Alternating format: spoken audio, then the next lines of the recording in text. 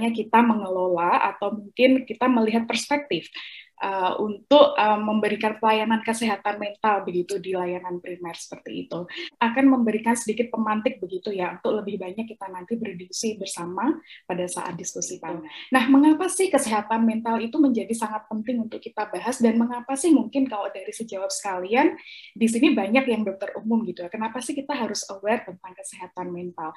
Yang pertama saya ingin mengingatkan kembali bahwa di dunia ini tuh beban untuk kesehatan mental tuh sangat besar sekali begitu ya, mungkin nggak kelihatan kalau di permukaan karena kalau misalnya selama ini mungkin kita lebih fokus karena pandemi lebih fokus ke COVID gitu, padahal untuk kesehatan mental sendiri itu sangat penting begitu ya, terutama karena aspek impact atau efek dari pandemi ini sendiri juga sebenarnya sangat mempengaruhi kesehatan mental begitu. Biasanya kita seringkali gampang pergi ke sana ke sini, kita nggak bisa seperti itu lagi gitu. Saya kita, halo Mbak Hani, kita jalan yuk ini apa seperti apa? Nggak bisa itu lagi. Kita harus pakai masker, kita harus menjaga jarak. Yang kayaknya jadi dekat, salaman, peluk-pelukan gampang kok sekarang jadi nggak boleh seperti itu.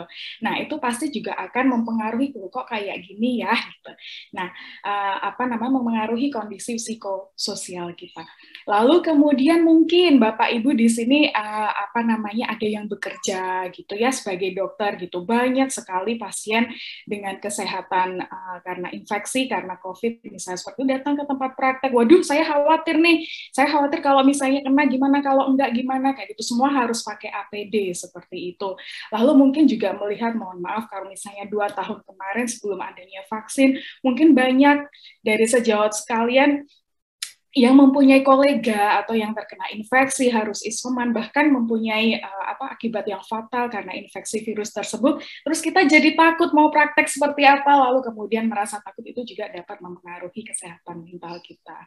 Lalu yang kedua, pada masa sekarang ini karena kemajuan zaman ya, tapi kemudian tidak diikuti dengan pembangunan yang merata. Banyak kalau misalnya dari pasien kita yang terutama golongan sosioekonomi menengah ke bawah itu merasa kalau mereka tidak bisa bersaing seperti itu dan mungkin merasa aduh aku kok nggak bisa ya kayak gini, aku nggak bisa ya beli handphone, aku nggak bisa beli ini. Jadi mereka merasa rendah diri dan dapat mengakibatkan ke depresi misalnya seperti itu. Nah, lalu bagaimana peran dokter keluarga? Nah, karena kita sebenarnya adalah satu dokter yang dikenal sangat dekat dengan pasien ya, kita harus berupaya untuk bagaimana memudahkan atau meringankan beban mereka. Dan manajemen yang kemudian nanti kita lakukan sebaiknya adalah karena kita di primer, maka kita harus mengutamakan yang namanya strategi untuk prevensi seperti itu.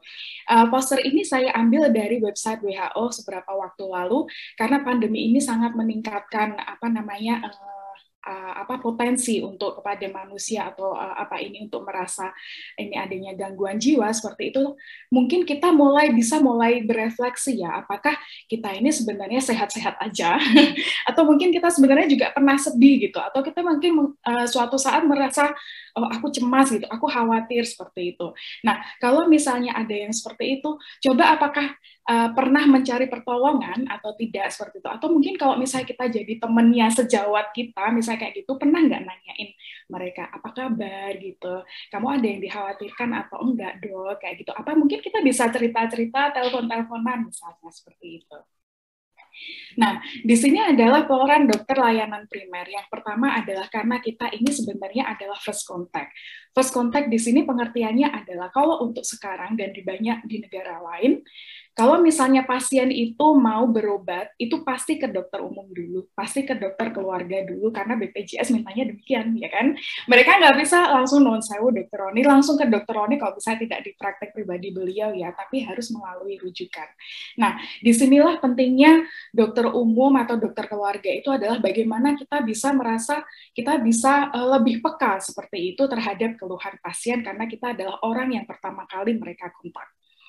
Dan yang kedua, sebagai dokter keluarga atau dokter layanan primer, kita ini adalah yang punya basic prevention gitu.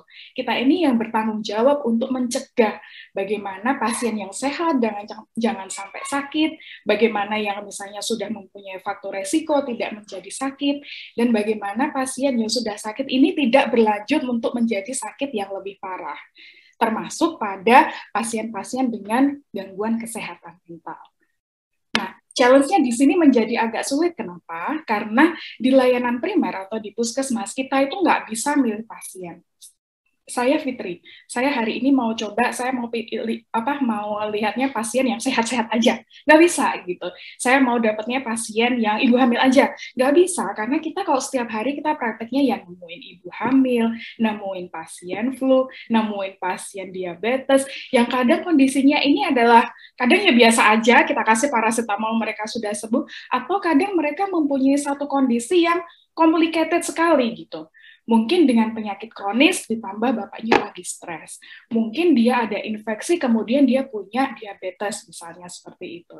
Dan seringkali pasien dengan gangguan kesehatan mental ini datang nggak ngomong, nggak ada capnya di mukanya gitu, depresi gitu, nggak ada gitu. Dok, saya sedih, jarang sekali kalau di praktek seperti itu. Biasanya kalau misalnya ini ya, di puskesmas terutama kalau misalnya saya praktek. Di Jogja ini biasanya pasiennya datang, dok kok saya pusing ya, oh nggak sembuh-sembuh ya, oh ini tanggal tua ya Pak. Misalnya, oh iya dok baru ketemu, seperti itu. Ada pasien mahasiswa datang, dok saya mual, muntah kok ini, aduh oh ini baru UTS nih, jangan-jangan adek baru belajar ya, baru begadang, seperti itu.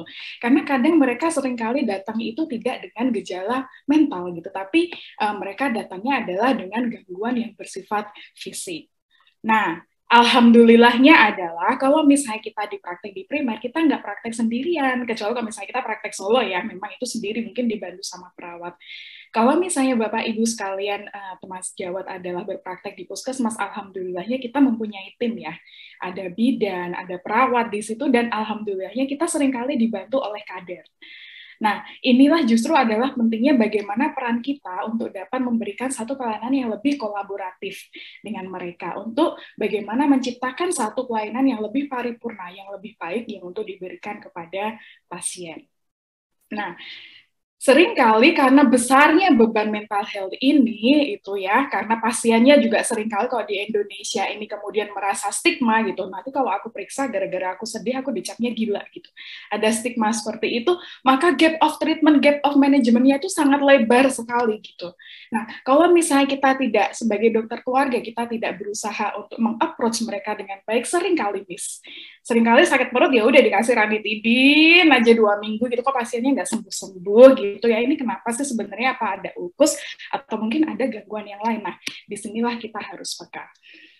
Lalu apa saja sih biasanya gangguan mental yang sering dihadapi di layanan primer? Ini saya dapatkan dari WHO tahun 98, memang udah agak lama, tapi memang untuk tren terbaru nggak jauh beda dari itu. Yang pertama adalah depresi, kedua anxiety, ini agak-agak mirip-mirip tapi bisa dibedakan, tapi agak-agak mirip. Depresi otomatis mungkin dominan sedihnya, anxiety dominan cemasnya, seperti itu. Tapi kadang pasien ini juga datang dengan mix gitu, antara sedih tapi juga cemas, sedih atau juga cemas, seperti itu. Lalu kemudian yang ketiga kalau misalnya di negara maju adalah penggunaan alkohol. Gangguan tidur tuh sering banget tuh, misalnya di Nuwun Sewu ya, Mbak Hani itu lembur, disuruh Pak Agung apa gitu, jadi nggak bisa tidur gitu. Atau mungkin chronic tiredness, tiap hari zoom-zooman 6 jam, kalau sekali zoom ada 2 layar, capek gitu ya. Jadi kemudian kok nggak lungkrah gini, kok nggak semangat gitu sih, pada saat melakukan aktivitas sehari-hari, mungkin seperti itu juga. Atau mungkin juga ada pasien yang kemudian datang dengan unexplained somatic complaints. Jadi kok datang pertama pusing, datang kemudian sakitnya, boyoknya kok sakit terus gitu, udah dilakukan pemeriksaan apa kok tetap sakit terus, jadi sebenarnya bapak ini nggak ada apa-apa gitu. Lalu pindah lagi, nanti pindah ke sini, pindah ke pundak, pindah kemana, biasanya pasien seperti itu juga mungkin suatu ketika juga perlu kita tanyakan apakah mereka mempunyai kekhawatiran atau misalnya atau tidak dalam diri mereka, apakah jangan-jangan mereka ini adalah disertai dengan gangguan psikologis atau tidak, seperti itu ya.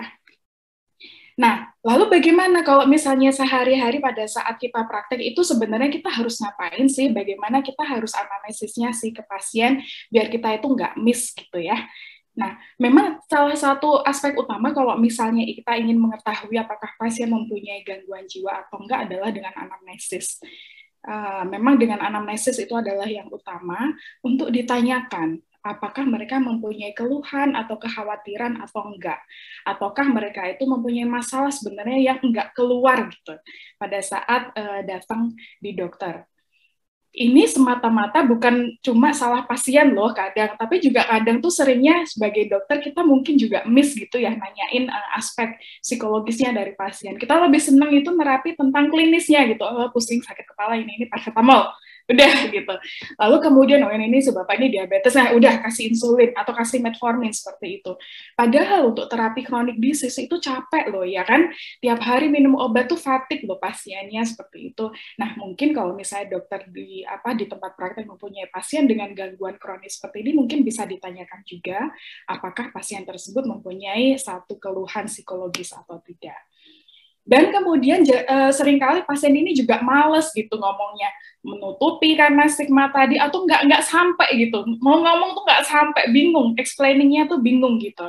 Padahal dia udah datang ke dokter, ini kita belum ngomongin tentang profesi lain ya yang berhubungan dengan jiwa, misalnya psikologis misalnya seperti ya udah jelas ada capnya begitu untuk kesehatan mental ya, atau mungkin nuwun sewu dokter psikiatri misalnya seperti udah jelas ada tulisannya psikiatri, ini challenge-nya lebih tinggi lagi seperti itu. Nah, bagaimana tipsnya?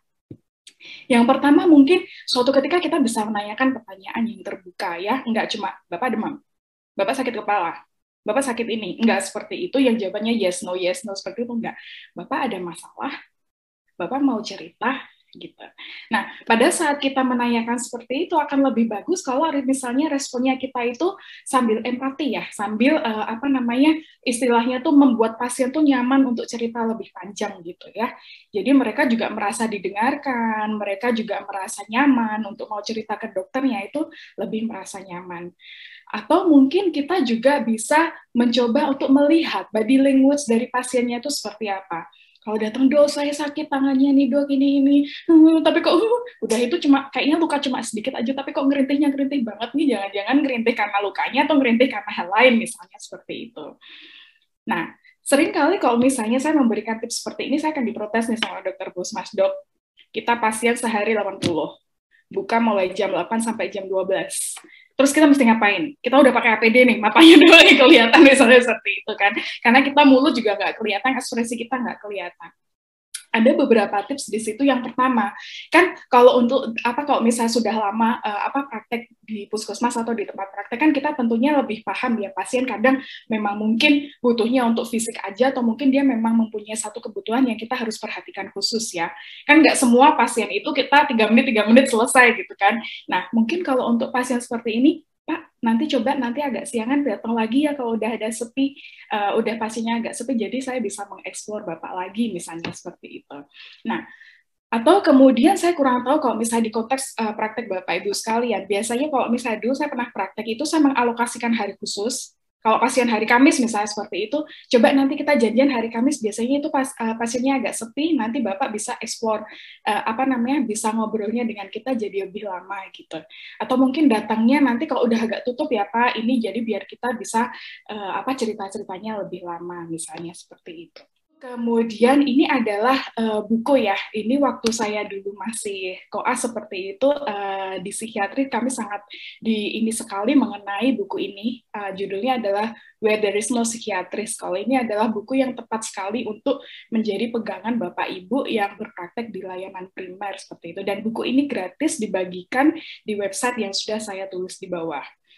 Dan di situ jelas sekali karena ini adalah kerjasama dari University of Cambridge University dengan WHO ya. Jadi di situ jelas banget tuh gangguan apa saja sih yang sering ditemui, gangguan mental apa saja sering ditemui di layanan primer, lalu terapinya seperti apa kalau misalnya memang akses pada psikiatris itu terdapat banyak gangguan gitu ya. Kalau misalnya referralnya itu harus menunggu seperti itu apa saja yang harus kita berikan kepada pasien, di situ ada semua. Nah, Bapak Ibu silahkan mendownload. Kalau misalnya nanti ada diskusi, boleh silahkan menghubungi saya di email atau di WhatsApp. Saya sangat terbuka untuk diskusi seperti itu. Dan di sini sudah banyak sekali isinya, bagaimana kita mendeteksinya, bagaimana kalau misalnya pasiennya ini nggak improving dan kita harus merujuk kepada psikiatris. Seperti itu. Ini adalah model ya, bagaimana mengelola mental health di layanan primer yang saya dapatkan dari publikasi yang dilakukan oleh Bauer tahun 2005. Pertama, karena memang di layanan primer kita itu nggak bisa membedakan pasien mana yang akan datang. Tiap hari kadang juga kita juga ya nggak tahu pasiennya yang datang tuh apa aja gitu kan. Otomatis kita akan melihat bagaimana pola illness behavior-nya dulu.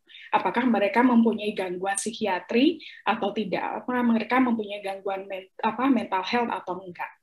Nah, tentunya sebagai dokter, karena kita kompeten ya untuk mengenali apa saja gejalanya, tentunya kita dapat mencari dulu apakah memang iya ada gejala mental atau tidak. Setelah itu pilihannya ada dua.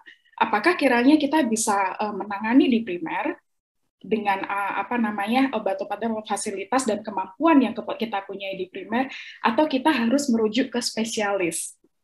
Namun pada saat kita sudah merujuk ke spesialis, ini kalau misalnya saya ngajar di mahasiswa kedokteran Mbak Hani, sering saya agak singgung, agak saya sentil di sini. Kalau udah sekali merujuk, udah rujuk gitu, bye gitu. Udah saya rujuk ke psikiatris, udah nggak seperti itu. Karena pasien ini nanti ya pasti akan datang kembali ke dokter. Kalau misalnya pasien BPJS pasti akan datang lagi ke kita gitu, keluarganya juga akan datang lagi ke kita. Nah, ini yang diharapkan adanya satu continuity of care gitu, dan kita berusaha untuk melakukan satu kolaboratif care dengan psikiatris seperti itu. Saya ada cerita waktu itu tahun 2011 saya ikut kursus Depression and Anxiety in General Practice di Monash University. Saya berdiskusi dengan profesor saya, supervisor saya namanya Profesor Leo Peterman. Fitri, seberapa banyak kamu menemui pasien gangguan jiwa di layanan primer? Kok kayaknya nggak banyak ya?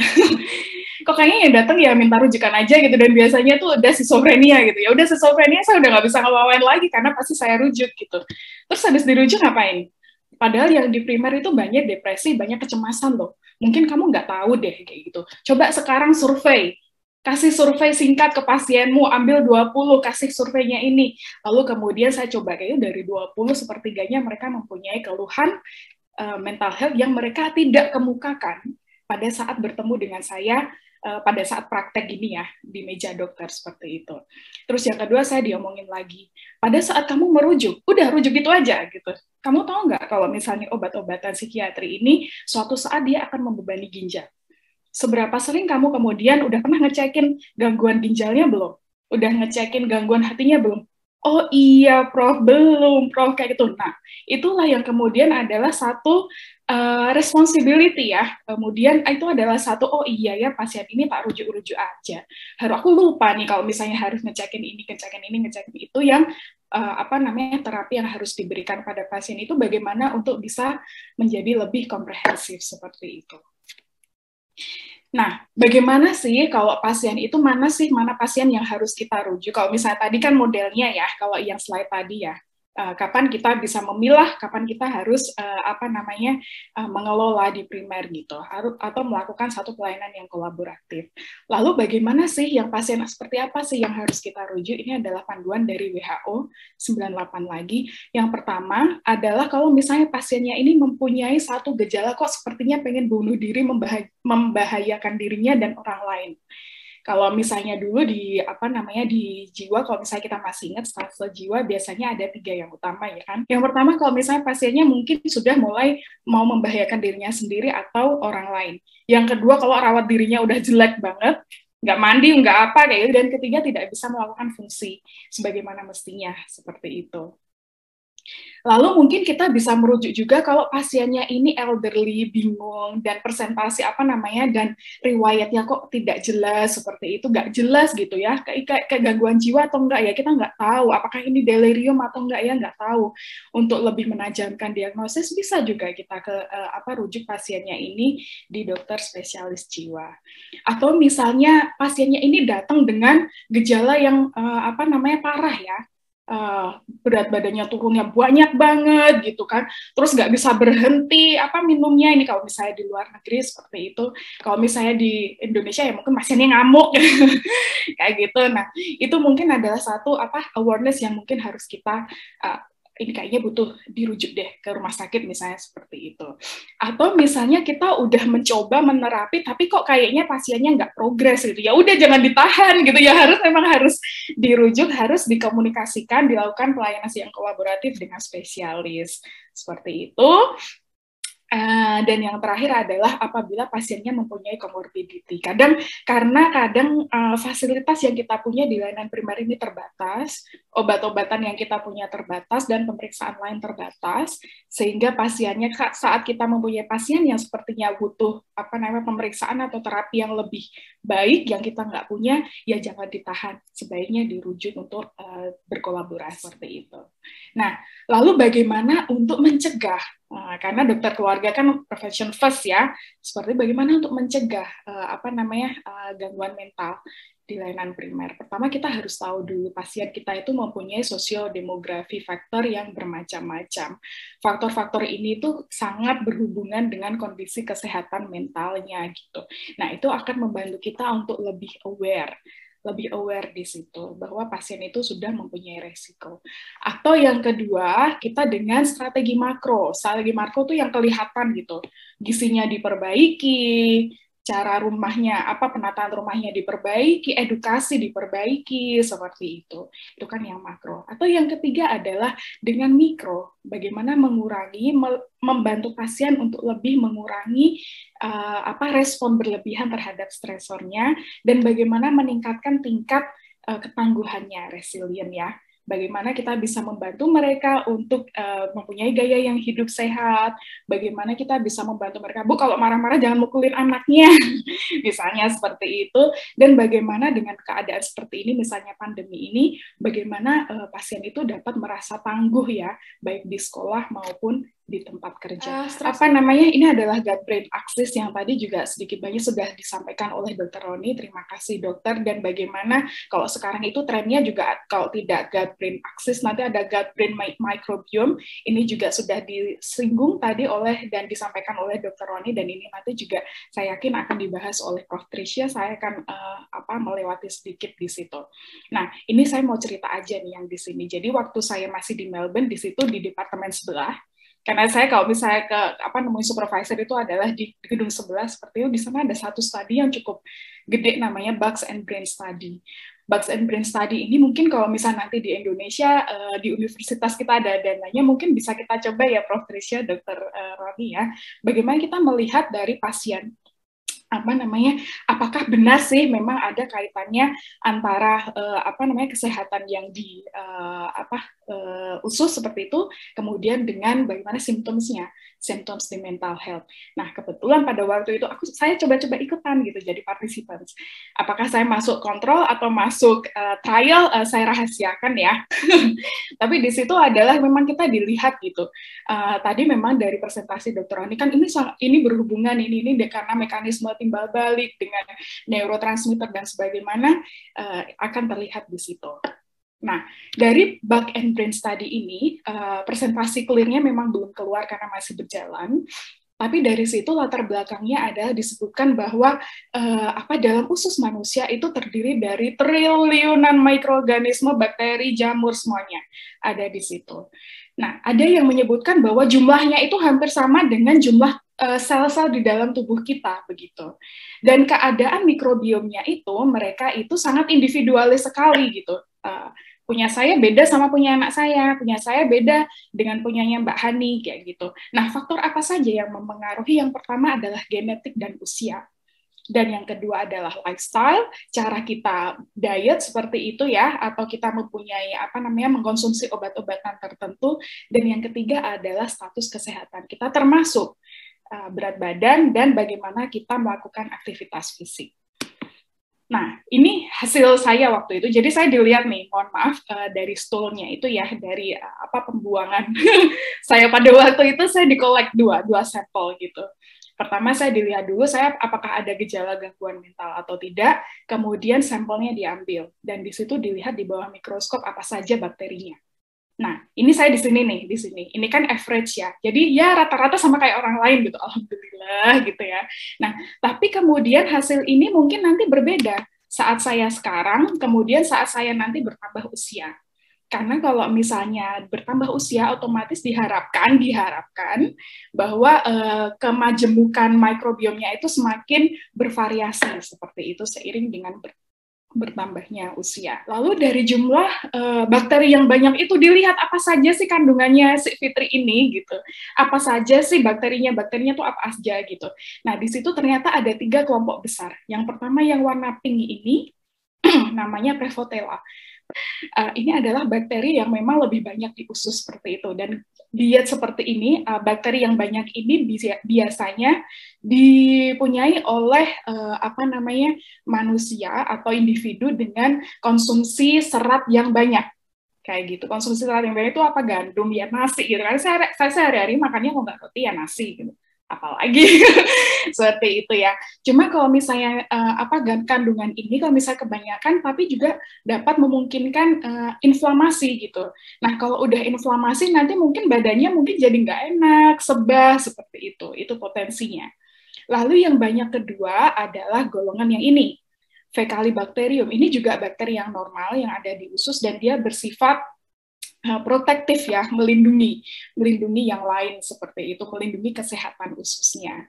Lalu yang ketiga paling banyak lagi adalah Bacteroides di sini, yang warnanya coklat ini.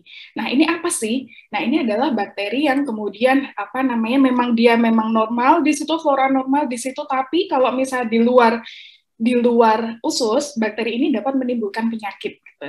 Atau pada saat kondisi ususnya itu berubah, mungkin dia juga akan menimbulkan penyakit di situ.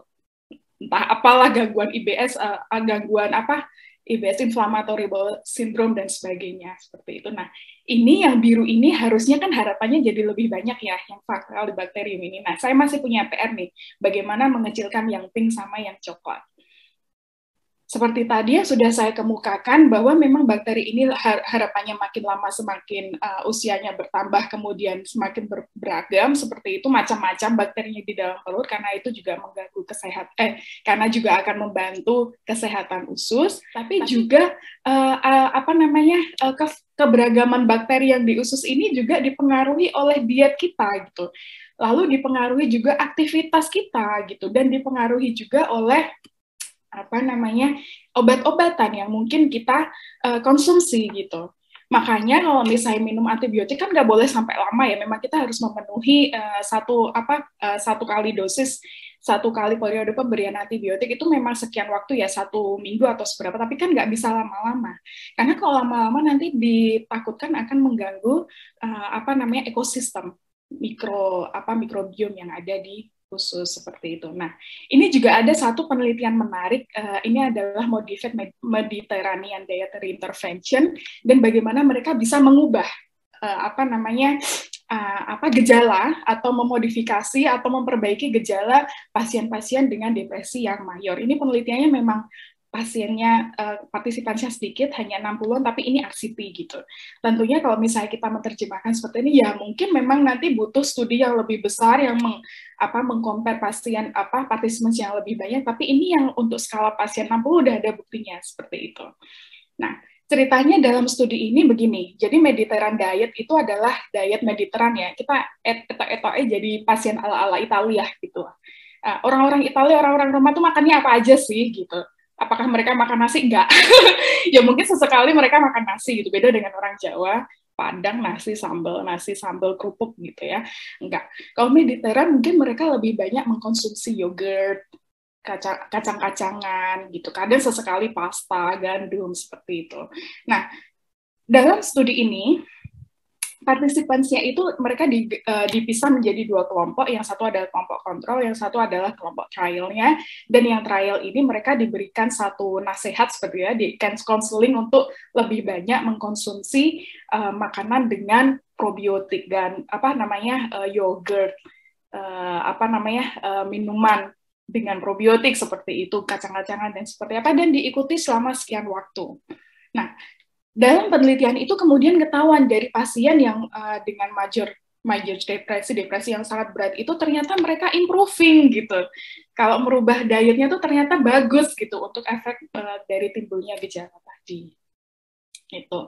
Kalau misalnya teman sejawat sekalian ingin melihat, ini paper ini open access, jadi sangat bisa untuk kemudian dibaca sendiri hasilnya. Tapi kira-kira ya abstraknya seperti itu, ringkasannya seperti itu. Nah, lalu bagaimana memberikan satu yang seimbang gitu ya, yang pola yang seimbang untuk membantu kesehatan usus kita. Yang pertama adalah mari kita coba untuk melakukan diet yang berbagai macam. Mohon maaf, saya orang Jawa juga loh. Tapi mohon maaf, nasinya tuh ya jangan banyak-banyak gitu. Makan nasi banyak itu kan dulu nenek moyang kita kan karena bekerja di sawah ya, macul, ngaret gitu ya. Tapi kok sekarang kan kita kemana-mana naik motor, naik mobil, gak kepanasan, gak kehujanan gitu. Diubah, kalorinya dikurangi. Kemudian bagaimana variasi dalam makanan itu lebih bervariasi. Sumber karbohidrat apa saja, ada nasi, ada gandum, ada kentang, ada telo, ada apa-apa dicobain semua, nggak satu aja monoton gitu. Karena itu nanti akan mempengaruhi pertumbuhan bakteri yang ada di ususnya. Lalu kemudian yang kedua boleh kita coba ala-ala Mediterranean sedikit gitu, coba-coba yogurt gitu kan, coba-coba minuman yang mengandung probiotik kayak gitu. Ya mungkin kalau orang Jawa ini opo toh iki sarapan kecut orang iso gitu, nanti malah jadi mules kayak gitu. Iya, kalau 1 hari 2 hari iya, tapi kalau sudah terbiasa, namanya juga masih adaptasi ya, nanti akan lebih seger gitu. Nah, ini menarik. Waktu anak saya di Australia, saya makan apa sarapannya? Nasi nasi telur gitu. Nah temennya tuh bawa sarapan ya cuma yogurt aja gitu. Kalau istirahat ya minumnya yogurt aja gitu. Karena mereka memang pola makannya sudah berbeda. Dan di situ sangat membantu mereka untuk mohon maaf di sini membantu buang air besarnya, membantu mereka mendapatkan kalsium juga seperti itu. Dan yang ketiga ini yang mungkin agak susah ya kalau misalnya kita ya yang di Indonesia adalah mengurangi gula. Gula sumbernya dari apa saja, Bapak Ibu sekalian pasti sudah sangat hafal begitu. Nah ini yang challenge ya, karena kalau misalnya di Jawa terutama dikit-dikit kan saya buatkan teh ya dok gitu. Ini sambil nunggu dok, monggo tehnya anget, kental, seger, manis gitu. Nah bagaimana dicoba dengan air putih aja gitu. Ntar misalnya kita home visit gitu, karena rapat-rapat nih biasanya kalau kami di fakultas, biasanya ada 3 snacknya, manis, manis, asin, satunya lagi apalah kayak gitu. Coba kita ganti snacknya kita itu dengan buah-buahan yang lebih sehat, yang bisa membantu kesehatan khususnya. Nah, ini adalah gambar dari guide atau panduan untuk bagaimana pola makan yang baik saya ambilkan dari Australia, dan ini adalah dari piring makanku ya, dari Depkes, dari Kemenkes ya. Ini bahkan dari Depkes aja itu nasinya juga udah dikurangi gitu, kayaknya ini cuma 1/4 nggak sampai gitu, lebih banyak sayur, lauk, buah, dan minumnya tuh nggak teh hangat, minumnya air putih di sini kayak gitu. Kalau misalnya di Australia itu sejak awal misalnya kita anak lahir bawa ke posyandu itu bidannya selalu ngawasin, anakmu ya jangan dikenalin ya sama teh, kopi, nggak ada, minumnya air putih atau susu produk dairy kayak gitu. Kalau misalnya memang tidak ada gangguan laktosa intoleransi ya, karena itu adalah membantu mereka untuk mencukupi nutrisinya. Nah, ini sampai sekarang anak saya juga doyanya cuma 2, susu atau air putih. Coca-Cola, Dek, nggak mau. Teh, Dek, nggak mau, apalagi kopi. Iya, apa itu tadi? Dedi kasih aku kopi. Kayak gitu nggak mau dia, udah. Nah, ini adalah slide terakhir saya, ini adalah take home message untuk kita semua.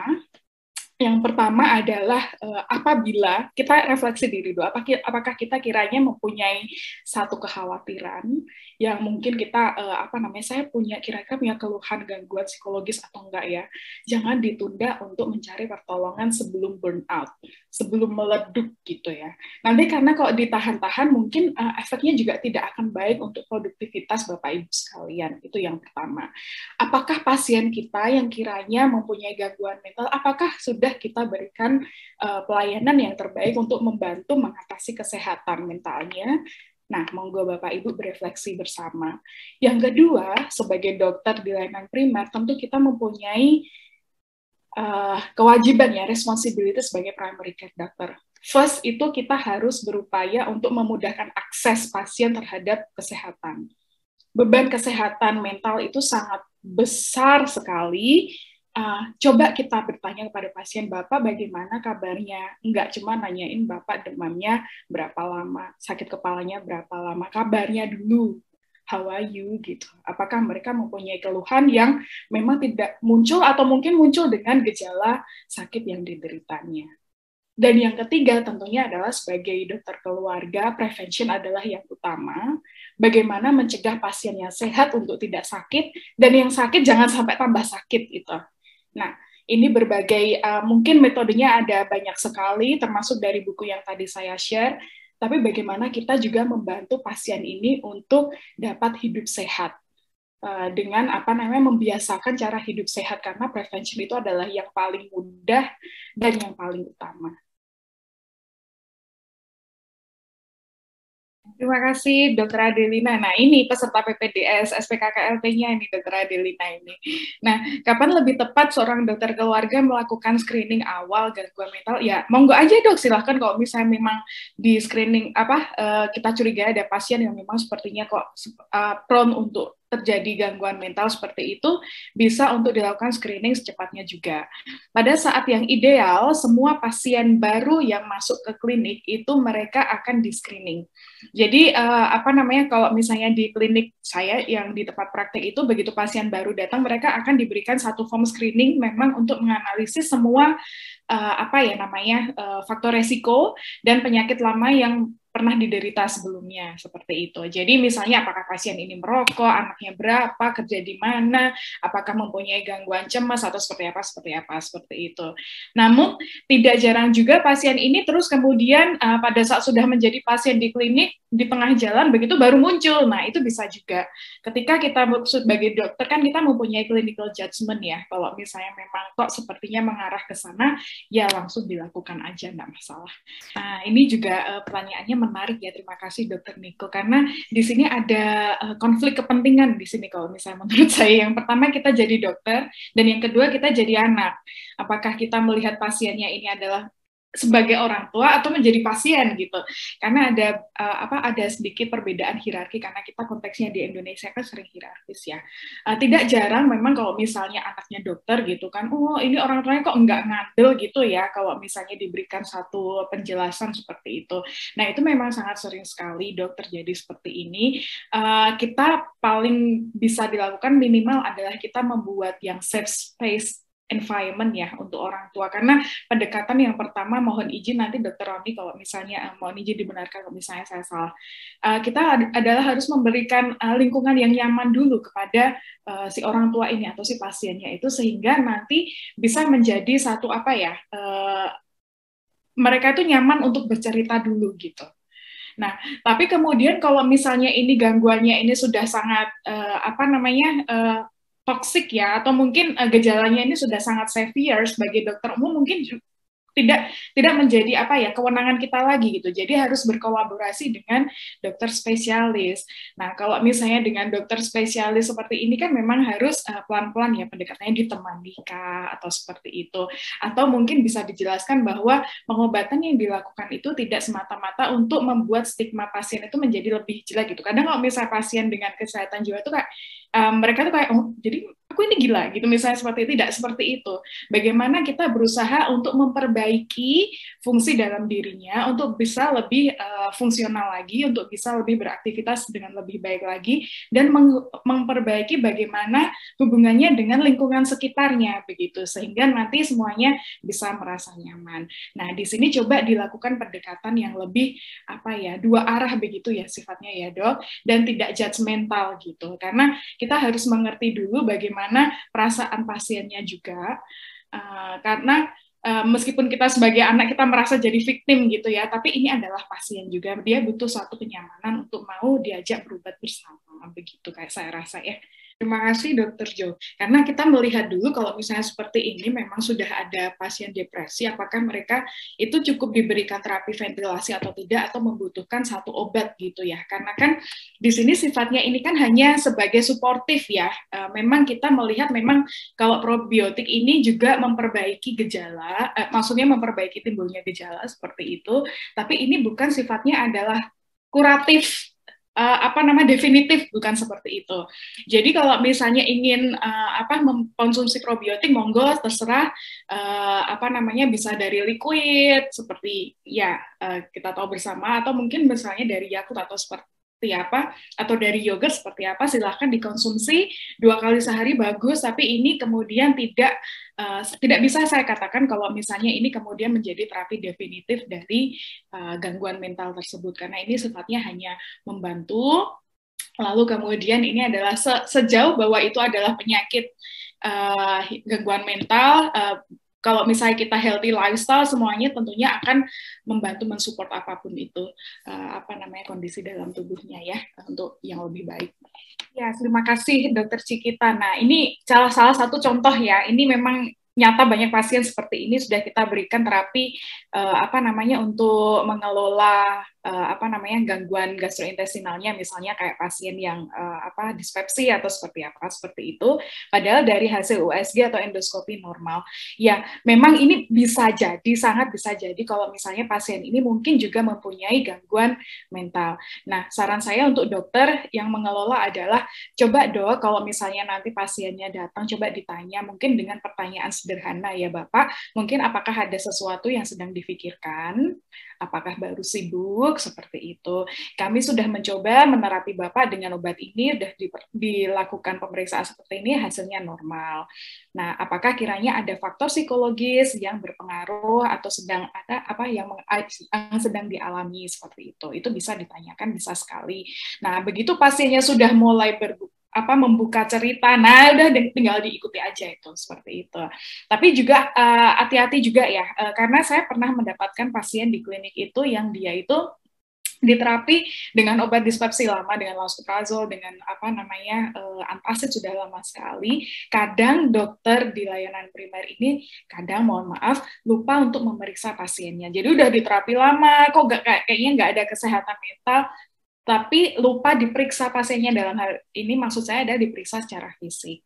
Nah, pasien ini datang kemudian, loh Bu, saya udah diterapi ini, saya juga nggak ada pikiran seperti apa. Begitu dilihat seperti itu, loh ternyata memang ada waktu itu ada benjolan di perutnya gitu. Tapi kalau misalnya seperti ini pasti ketahuan, pasti diperiksa dengan imaging pasti ketahuan seperti itu. Nah, maksud saya bilang di sini adalah oke, kita melihat pasien itu kan kalau misalnya dari awalnya kita tentu menganamnesis dengan menanyakan keadaan, memeriksa fisik, pemeriksaan penunjang dengan imaging seperti itu. Nah, ini berlangsung terus gitu. Jadi kalau misalnya mungkin dari pemeriksaan kemarin memang normal, oke, mungkin kita curiga ke gangguan psikologis atau gangguan mental, nanti tinggal ditanyakan ke pasiennya. Tapi bisa jadi juga nih setelah evaluasi berapa lama mungkin kita perlu lagi periksa dengan imaging, dilihat apakah USG-nya ada sesuatu, apakah di situ ada Helicobacter pylori misalnya, seperti itu pemeriksaan yang lain, atau dari endoskopinya ada apa seperti itu, atau mungkin ada usus buntunya yang udah lama. Nah, seperti itu. Ini sifatnya sangat dinamis sekali, tidak bisa sebagai dokter umum kemudian kita berhenti pada satu, udah ini kayaknya pasiennya psikosomatis nih, kayak gitu, psikosomatis, terus mungkin nggak bisa seperti itu. Jadi kita harus selalu mengevaluasi pemeriksaan yang kita lakukan. Baik, terima kasih sekali pertanyaannya Dokter Eni. Ini sangat bagus sekali pertanyaannya, karena yang seperti paripurna tuh ya, aku sebenarnya kalau misalnya ngomongin paripurna itu kayaknya kok kayak akreditasi gitu ya. Paripurna kayaknya utama banget. Sementara di layanan primer sendiri itu adalah kompleks sekali responsibility yang bisa kita berikan. Tentunya sebagai dokter keluarga ada beberapa prinsip layanan kedokteran keluarga yang harus selalu kita ingat. Yang pertama adalah kita adalah first contact, kita adalah tempat ketemunya pasien yang pertama kali. Kita melihat atau mengelola pasien ini secara continuous ya, continuity of care. Dari sejak pasien ini berobat sekarang, besok dia datang lagi, besoknya dia datang lagi, nanti kalau udah menikah datang lagi, punya anak datang lagi, anaknya udah besar datang lagi, misalnya seperti itu. Dan yang ketiga adalah comprehensive care. Kita tidak hanya mencegah penyakit yang sekarang untuk berkembang menjadi lebih yang parah, dan yang sakit jangan sampai Dan yang masih sehat jangan sampai sakit dengan prevention seperti itu. Nah, kalau kasus kesehatan mental seperti apa? Ya sama, tinggal diikuti aja prinsipnya yang tadi itu, beberapa prinsip tadi. Mengikuti pasiennya terus. Kalau misalnya memang saat ini sudah ada diagnosis, silahkan dikelola sesuai dengan diagnosisnya itu, monggo. Tapi kemudian di sini adalah dokter keluarga itu adalah lebih ke way of thinking. Jadi maksudnya kalau sudah kita mengobati pasien sekarang, ya jangan dilepas, itu kan udah ngasih obat ini kemarin, ya udah gitu, tanggung jawab saya selesai. Tidak seperti itu. Kita masih berkewajiban untuk mengikuti pasien ini sampai besok kalau misalnya sudah sembuh. Kalau misalnya memang belum sembuh, kapan kita harus mengkonsultasikan kepada psikiatris. Kalau pasien ini mempunyai keluarga, kapan kita harus memberikan intervensi atau terapi dengan keluarganya. Atau kalau misalnya pasien ini adalah pasien di puskesmas atau di klinik yang mungkin sudah banyak sekali ya staf pembantunya, kapan kita harus berkolaborasi dengan perawat jiwa misalnya, atau mungkin dengan kader seperti itu. Atau kalau misalnya pasien ini bekerja, sudahkah kita mengevaluasi bagaimana respon pasien terhadap pekerjaannya, apakah ada beban-beban di situ, apakah pasien ini perlu kita berikan advokasi misalnya seperti itu. Kita berikan surat kepada atasannya misalnya bahwa Bapak ini sedang mengalami gangguan ini, misalnya apabila diperlukan dikurangi beban kerjanya misalnya seperti itu. Jadi memang peran kedokteran keluarga di sini sangat luas sekali, mungkin nggak terbatas ya, unlimited ya seperti itu. Meskipun untuk dalam satu kadar tertentu, apabila pasien ini lebih kompleks, tentu kita bekerja sama dengan profesi lain. Tapi yang saya harapkan adalah menjadi dokter keluarga adalah lebih kepada the way of thinking. Jadi kita melihat bagaimana kita itu merasuk gitu pada saat memberikan terapi atau memberikan pelayanan kepada pasien. Karena tidak hanya sekarang saja, tapi besok-besok pasiennya pasti akan datang lagi. Tidak hanya penyakit gangguan mentalnya aja, mungkin pasien ini juga mempunyai penyakit yang lain. Tinea misalnya, atau mungkin pasien ini punya jerawat misalnya seperti itu, atau pasien ini ibu hamil kayak gitu, karena kita across cycle ya, siklus perkembangan dari pasien tersebut.